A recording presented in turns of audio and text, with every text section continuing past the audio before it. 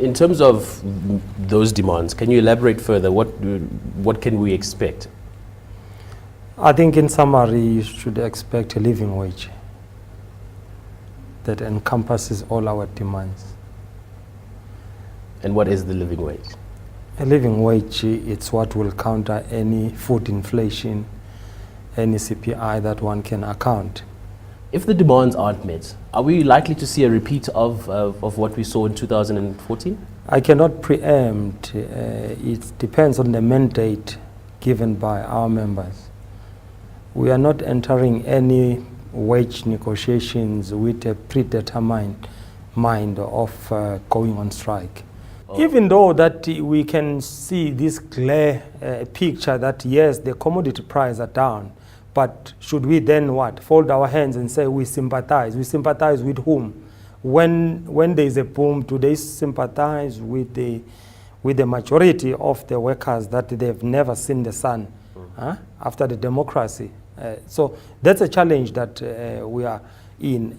Remember, these companies, they were enjoying to work with the National Union of Mine Workers for many years, in particular after 1994. So you see the militants of NUM diminished after 1994, or they becoming very friendly with the employers, and they becoming a preferred union at the workplace. So as AMCU come in, it was seen as a gate crusher. So therefore, I mean, I won't say it's really conducive, our relationship, but maybe because of the 5-month strike, I think we'll enter the boardroom having a mutual respect. Surely they will respect AMCU now.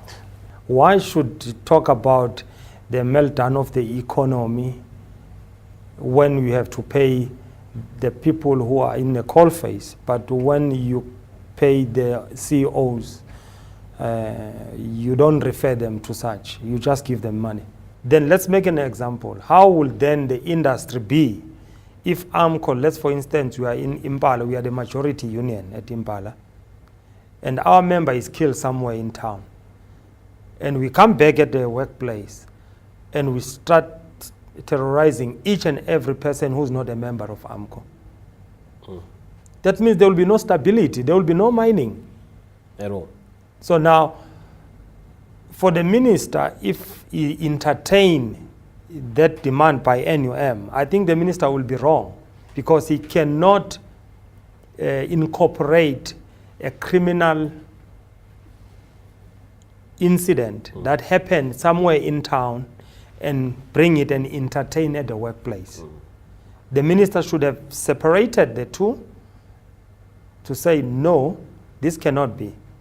NUM, why did you attack the workers who were standing waiting to report for duty? That is where the crux of the matter. The separation of power is so important for the future of South Africa. I think the alliance itself, I think you cannot be in bed with the ruling party or the government. The government is the biggest capitalist at the end of the day, is the biggest employer. So if you are for the working class, if you push the agenda of socialism, our government is committed to capitalism. It's one of the states that is committed to capitalism. So the working class agenda and the government agenda, they are two different things. Before 1994, it was good, yes, comrade. But after 1994, the separation of representation should have dawned to everybody's mind. You are not a union that take decisions on your own. You are influenced by politics of an political party. It will be difficult to be sober when you think your thing. You will never think through your issues. There's no independence. There is no independence whatsoever, because you are driven by succession plan. You want to be a minister tomorrow. So with AMCU, we don't have that desire, that ambition.